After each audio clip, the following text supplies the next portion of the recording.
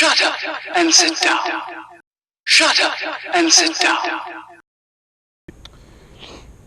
Alright guys, so we're going to be learning today on the Shimano Curado DC. So I'm going to show you the few basic things after you get your reel spooled up, what you need to know to be able to actually cast it, because there are a few different things on here that need to be adjusted in order for this device to work properly. So first thing is this is your spool tension knob. Okay, so this will tighten up the wiggle of the spool itself, and that'll control the way your lure falls to the ground. So as you can see, my button's clicked in and it's not even moving. That means it's way too tight.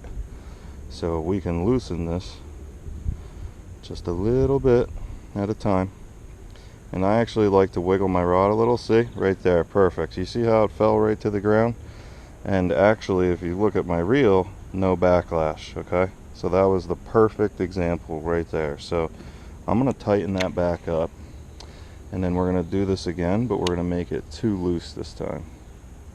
Now I can already feel that it's way too loose. As soon as I move this, the whole entire reel, or the spool inside, started shifting left to right. Okay, so as soon as I drop this, I'm going to do the same thing. Hits the ground, but look what happened. Alright, my spool backlashed on me. Okay, so that's how you know it's too loose. So you got to pull this out. I'm sure if you're watching this video, you've been doing this for the past couple weeks, trying to figure out how the hell you get this thing to work properly, right? Well, today I'm going to make you a master. So let's tighten that back up, get our line back in. So we want to tighten this back up. Alright, it's too tight. Give it a couple wiggles, it's not even moving. So I'm going to slowly, as slow as you can, loosen it and just give her a couple wiggles as you're going. Alright, and as soon as that thing starts to descend, that's it, guys. You don't need to go more than that. Alright, a lot of people like their thing really loose, which is fine, but you're talking about more manual control. So there it goes, boom, hit the ground, no backlash. So we know that we're perfect. So that's perfect. So this one over here, now all reels are different. You're going to see some with a little dial on the side. You're going to see some where you have to remove the plate and the dials on the inside. There's, as far as I know, 3 different kinds of braking systems. Okay, so for this reel has 4 settings in particular. So the first one is just going to make your spool extra loose. Okay, so this one is designed if you need to get just bomb casts out there and you want to do whatever you do with that. The second one is designed for your mono and your braid. So with this one, fluorocarbon for this reel is the number 3 setting. Okay, so I know that I'm going to put it on number 3. However, I want to teach you guys how to pitch cast, which requires very short, tight casting and pinpoint accuracy. So I'm actually going to use the number 4 setting, which tightens up my thing here a lot. So the most novice of user could pick this up and cast it, and actually here, I'll just give it a wing, and look, it doesn't even bird's nest because this thing is digitally controlled. And it gets very tight when it feels impact on that lure. It just locks up.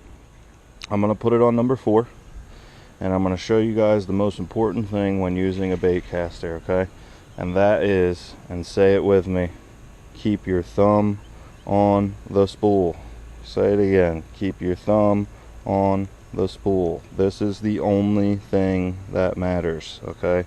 This is like driving a manual vehicle. If you do not push in the clutch, you're going to stall the car. Alright? Same with this. If you do not put your thumb on the spool, you are going to backlash. And that is just the way it is. What's up, guys? So I'm going to show you how to do the pitch casting. Okay? So this is an extremely useful method if you're stuck around tight docks. Let's say there's trees above you, right? And you're fishing just in this little cutout, but there's trees all above my head, right? So I can't do this, and I can't do this because there's trees all next to me. So how the hell am I supposed to fish? How am I going to cast? Well, I'm going to show you what is called the pitch cast. Okay, you do not need much room at all. You're pretty much keeping everything tight to your body, and I'll give you little rundown. Alright, so what you're going to do is you want to have out pretty much, it's hard to really tell, I mean I guess it'd be based off of your height too, so just enough line right to about the tip of your actual feet or your paddles on your reel, right? Okay, so you want to drop the bait down to your hip now here and hold below your hook. Do not hold above your hook. If you hold above your hook, you're taking one to the finger and it's going to hurt. You're almost going to use it like a slingshot. So I'm going to put my hands out in front of me. I'm going to drop my left hand down to my waistline, holding the back of the bait.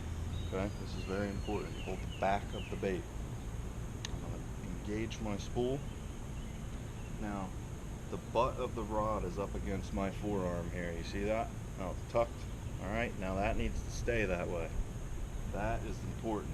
That needs to stay pinned against your arm. And what that allows you to do, it allows you to just straighten out your elbow. That's literally all you're doing is straightening your elbow, and then you're going to send it. Ready? So I'm going to hold this bait down here. The rod is pinned against my forearm, and all I'm doing is straightening my elbow. Alright, and that was it. That's literally all you do. And then the quicker and slicker you do that, the further casting you can get. Okay? So I set up a bowl down there. Now we're going to see if we can't land one in that bowl. So the whole point of this is being accurate, precise, and very, very subtle. So your bait, when it enters the water off of a pitch cast, very subtle, okay? It should just be like a...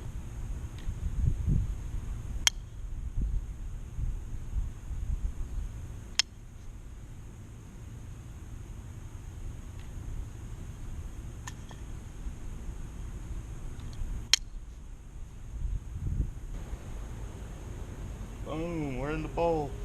Alright, that's a fish. That's a fish right there. He's right there. He's right there. Boom! Alright, so that's your pitch casting. Alright, great for under tight cover if you want to land right on the pylon, on the dock. You got trees all over you. You can't really cast, and all you brought with you was your bait caster. So, learn your pitch casting. It's one of the best techniques you could ever learn when you're fishing. And it can be used with any rod type. I'm in the bowl again.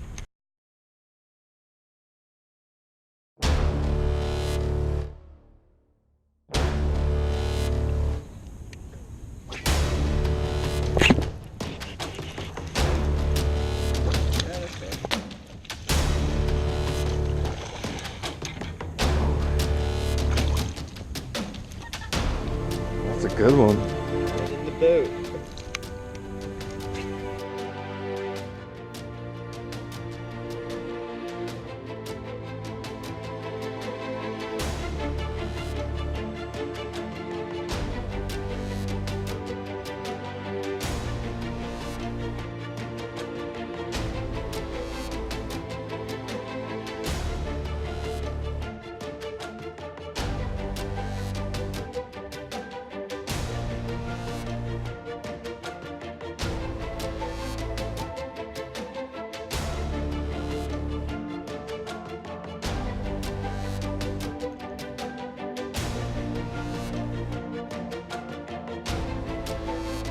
Oh, oh. There's another one. It hopefully has my freaking look on it. Oh, just bow flipping him, man.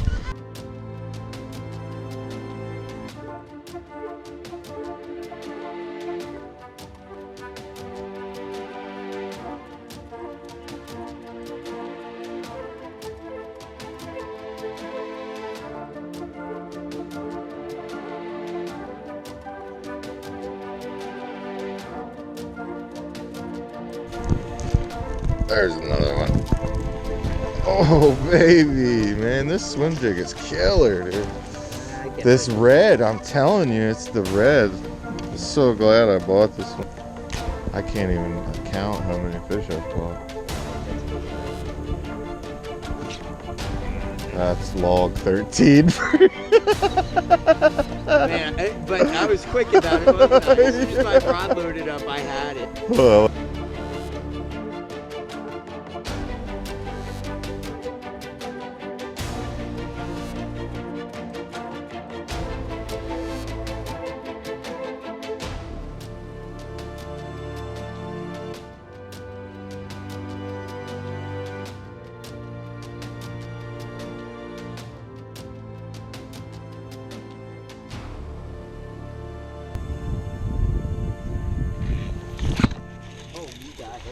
Wow. Nice one. There you go, Jeff. We hit again.